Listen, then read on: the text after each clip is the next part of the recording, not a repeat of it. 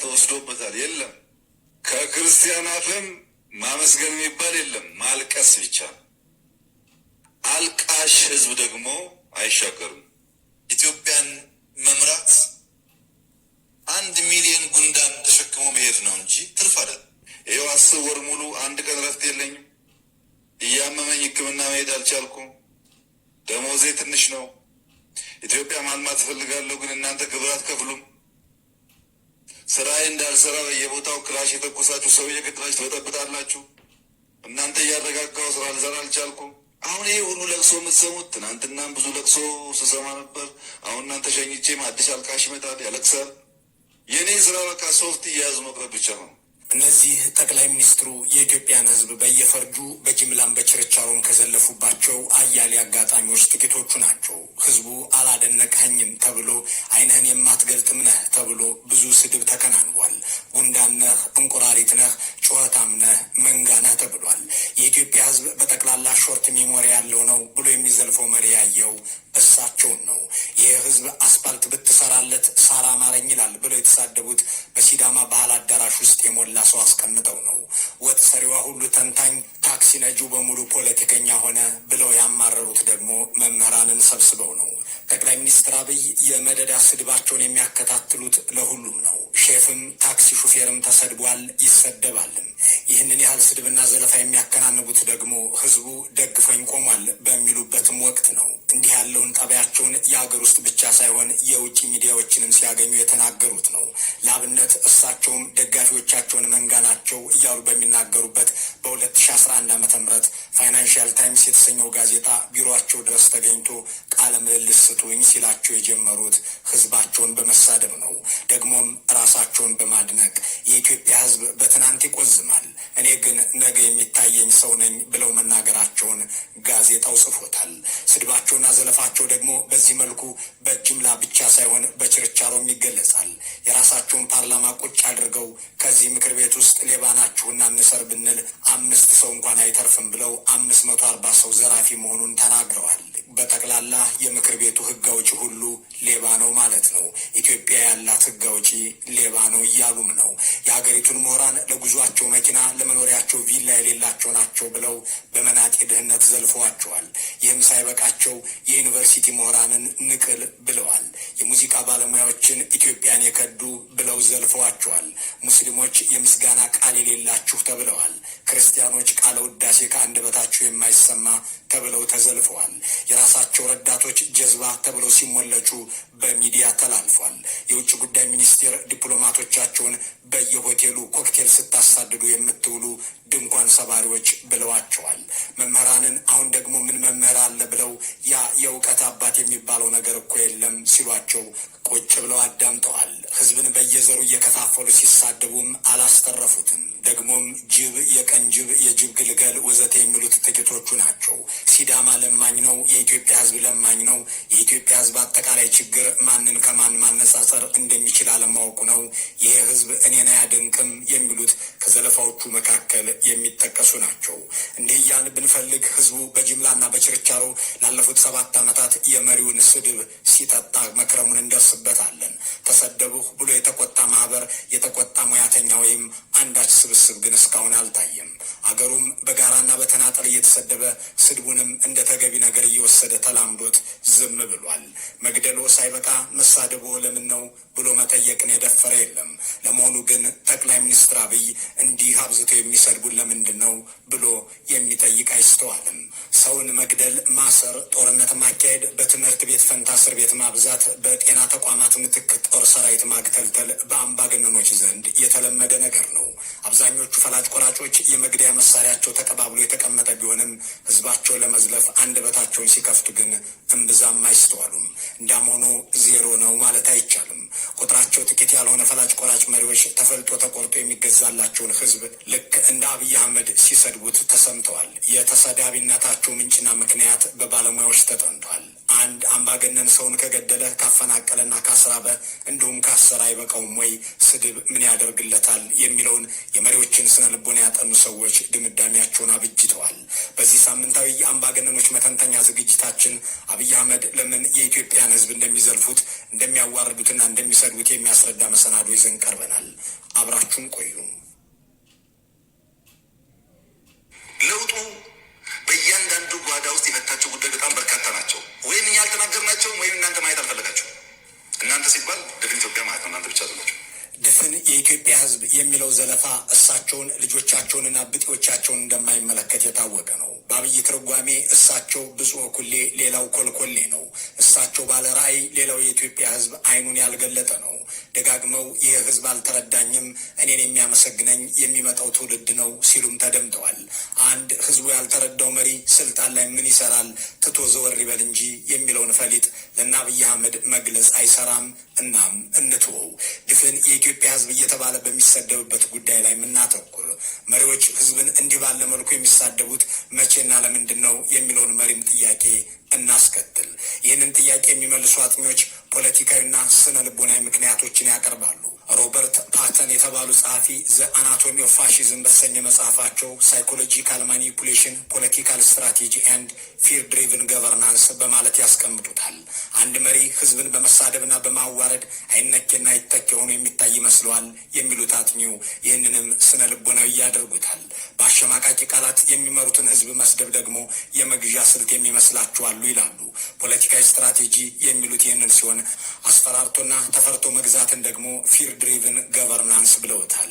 ይህ መሪዎች ህዝብን የሚሰድቡበት ሰበብ ነው። እንዲያም ሆኖ አምባገነኖች ህዝብን አከታትለው ለመሞለጭ የሚነሱባቸው ልዩ ወቅቶች በብዛት አሉ። አብዛኞቹ ጨካኝ መሪዎች ስልጣን እስኪያደላድሉ ድረስ ህዝብ ቢሰማው ይወደዋል፣ ቢነገርለት ያዳምጠዋል ብለው የሚያስቡትን ጉዳይ ይደረድራሉ።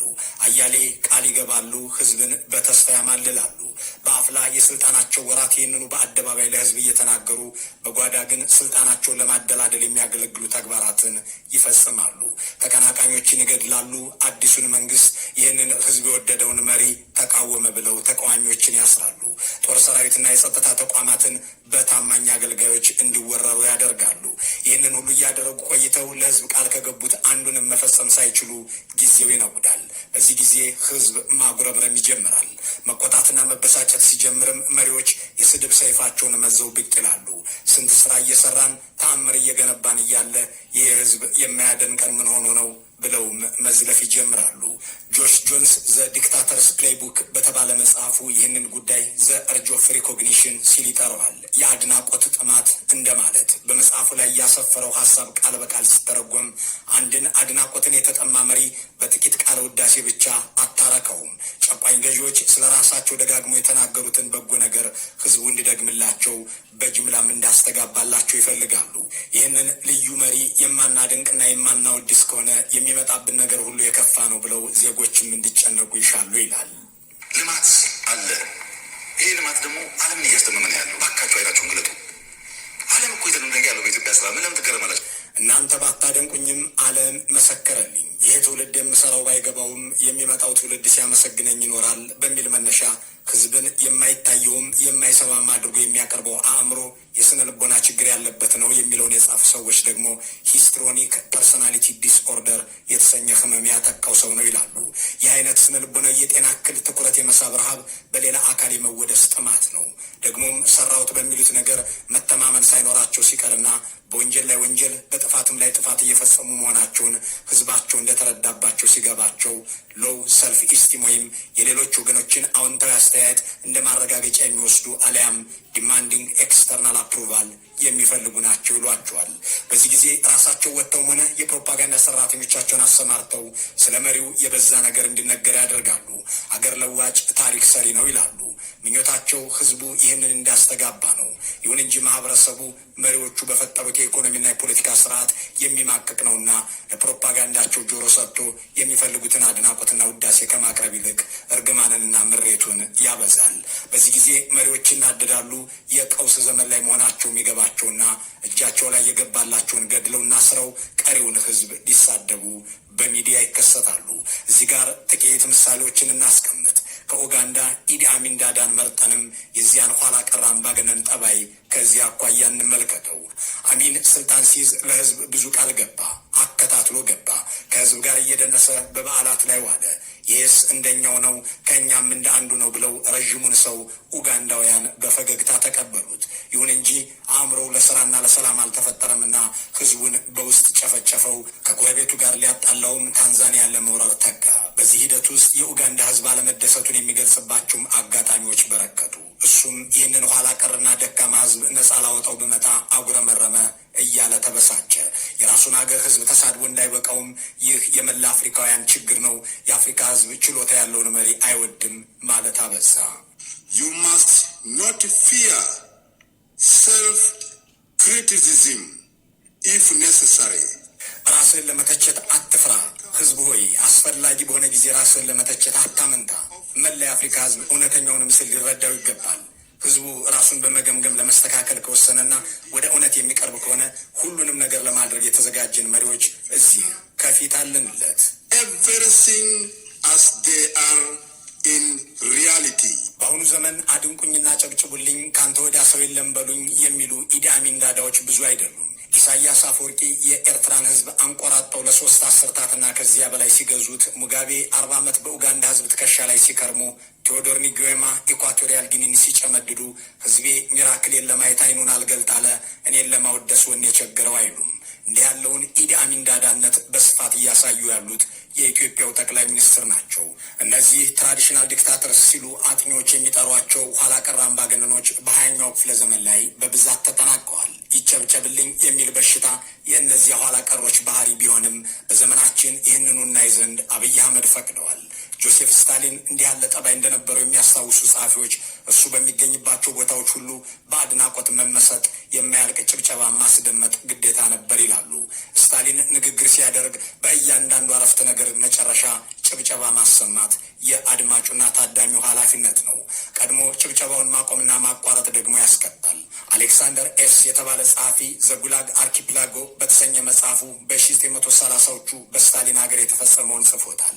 ጆሴፍ ስታሊን በሚገኝበትና ንግግር በሚያደርግበት አዳራሽ ውስጥ የተገኘ ታዳሚ በንግግሮቹ መቋጫ አረፍተ ነገሮች ላይ ማጨብጨብ ግዴታው መሆኑን ያውቃል። ይሁን እንጂ የትኛውን ማጨብጫቢ ቀድሞ ማቆምን ይፈራል።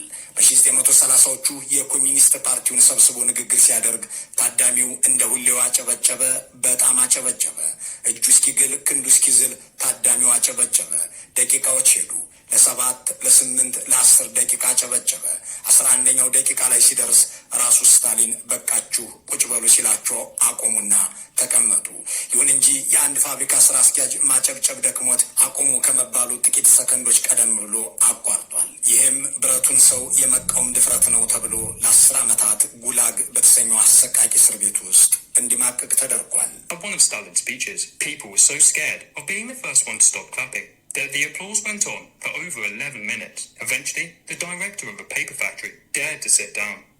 That night, he was arrested and sentenced to 10 years in prison. He was told during his interrogation, "Don't ever be the first one to stop applauding." አድንቁኝና አጨብጭቡልኝ የሚለውም ሆነ ህዝብን የሚዘልፈው የአምባገነኖች መንፈስ ብዙውን ጊዜ የሚከሰተው የፖለቲካ ተቀባይነታቸው አሽቆልቁሎ ተቾች ሲበረክቱ እንደሆነ የእነዚሁን ሰዎች ታሪክ የጻፉ ያስገነዝባሉ።